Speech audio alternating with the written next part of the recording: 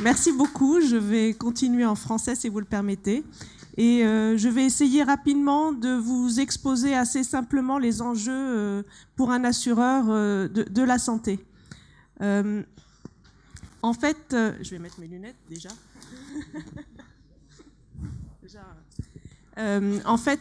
L'assureur, par définition, accompagne les évolutions de la société parce que notre métier, c'est vraiment tout ce qui se passe dans la vie quotidienne de nos concitoyens.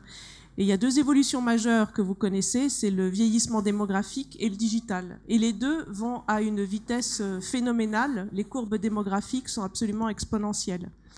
Et depuis de nombreuses années, donc, nous nous intéressons à ce risque de santé, risque de longévité.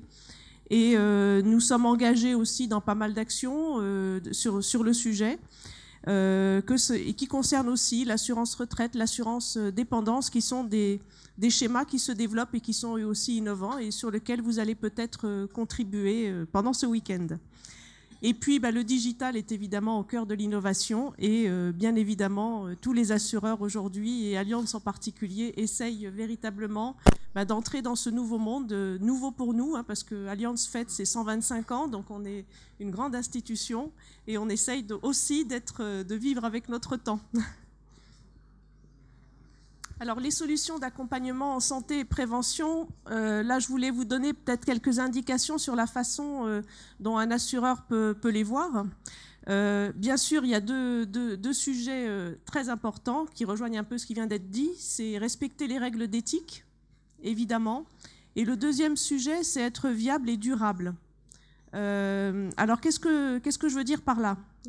La première chose, il me semble qu'il y a trois piliers quand on essaye de travailler sur ces sujets.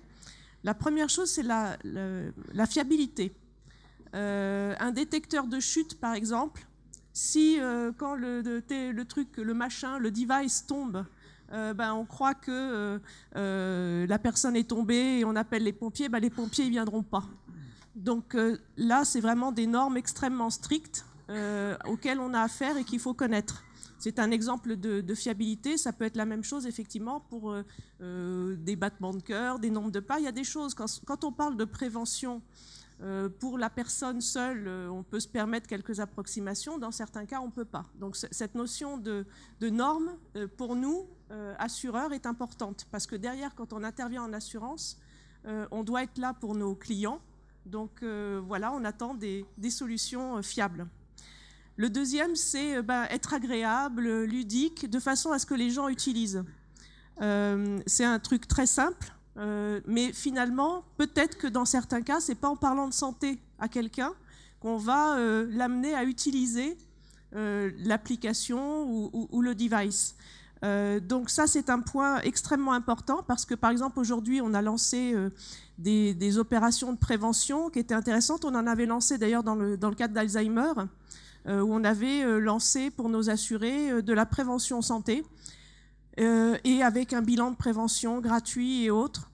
Les gens ont trouvé ça super, génial, 3% d'utilisateurs. Donc 3%, c'est que ça plaît, c'est intéressant, ça ne marche pas. Ensuite, un bénéfice mesurable, ça rejoint ces notions de business model quelque part, parce que la notion de durabilité aussi, il faut que ça serve. Cet exemple de 3%, on peut utiliser, on peut se permettre effectivement de faire quelques actions ponctuelles qui peuvent effectivement être du mécénat ou des choses comme ça, mais pour quelque chose de grande ampleur qui se développe, y compris au plan planétaire. Je vois ici, on déborde de Strasbourg et même la France. Donc, il faut un bénéfice mesurable. Donc, je rejoins complètement. On ne s'était pas concerté avant là-dessus, mais ce sujet-là. Et bénéfice mesurable, ça veut dire dans tous les domaines. Là, il faut trouver finalement ce qui va. C'est vrai que pour un assureur, le bénéfice, ça peut être de limiter les risques, de limiter la sinistralité. Donc, quelqu'un qui suit bien son traitement, par exemple, on sait parfaitement qu'il va coûter moins cher et qu'en plus, c'est bon pour lui. Donc, tout le monde est content. Ça, c'est un bénéfice mesurable. Il peut y en avoir dans différents domaines.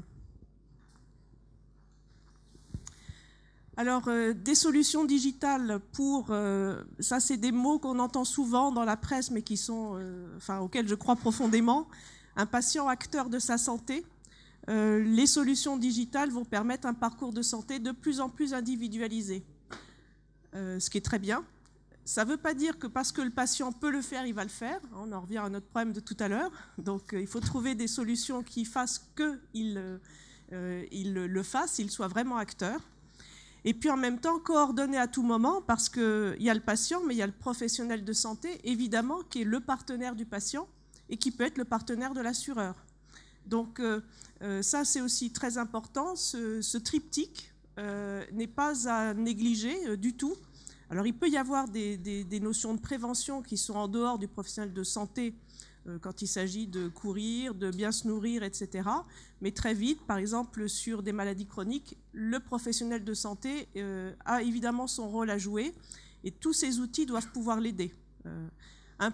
J'ai un peu l'impression, je n'ai pas de prétention en la matière, mais j'ai un peu l'impression que finalement, le professionnel de santé, c'est un peu comme le commandant de bord. Il peut y avoir du pilote automatique sur certaines choses, mais à certains moments, il n'y a pas le pilote automatique, quoi. Voilà. Ensuite, le troisième point, bon, en tant qu'assureur, évidemment, on est souvent montré du doigt, dans le sens les assureurs utilisent les données de santé. Alors, je voulais rappeler qu'en France, en tout cas, on n'a pas d'accès aux données de santé. On n'y a pas droit de par la loi. En fait, on reçoit de la sécurité sociale des éléments qui ne nous permettent pas de savoir quelle pathologie est derrière une consultation ou un médicament. On ne sait pas. Ça, c'est la première chose. Et ensuite, on n'a pas le droit de tarifer individuellement une personne. C'est interdit tout au long de la vie du client. Donc, ça, c'est quelque chose qu'il faut bien avoir en tête parce que c'est relativement méconnu. On fait de la sélection médicale en assurance emprunteur, par exemple, parce que là, si on doit payer 200 000 € d'un coup, s'il arrive quelque chose, il y a une sélection des risques. Mais par contre, en assurance santé, on ne fait pas de sélection des risques. Et les données de santé donc, doivent être protégées. Ça aussi, c'est un point extrêmement important, de les protéger tout au long, c'est-à-dire dans les transferts de données, dans le stockage, et puis pouvoir quand même être partagées, néanmoins à moindre coût. Parce que, bon, il y a eu on a vu, c'est très compliqué d'être à la fois protégé, pouvoir partager, parce qu'on voit bien que, par exemple, entre professionnels de santé, il peut y avoir un intérêt de partager des données, ça semble évident. Les solutions complexes et coûteuses, on a du mal à les développer, on a du mal à les maintenir. Donc, si vous trouvez, là, ça vaut de l'or. Et puis, juste pour un dernier mot donc, sur Allianz. Allianz a une politique très stricte de protection des données personnelles dans le monde. On a 10 engagements que l'on prend qui vont au-delà des réglementations dans pas mal de pays. Je vous les lis, je ne sais pas si je vous les lis ou pas, j'ai le temps, mais enfin, on essaye d'avoir effectivement une politique extrêmement stricte parce que les données de nos clients nous sont précieuses. Quand on disait tout à l'heure il faut un développement durable, si on s'amuse à divulguer les données de nos clients, c'est pas durable parce que les clients vont nous en vouloir, vont nous quitter. Donc nous sommes extrêmement attachés à protéger les données de nos clients. Donc voilà, je voulais vous donner en quelques mots un petit peu pourquoi Allianz sponsorise cet événement innovant, montrer notre engagement.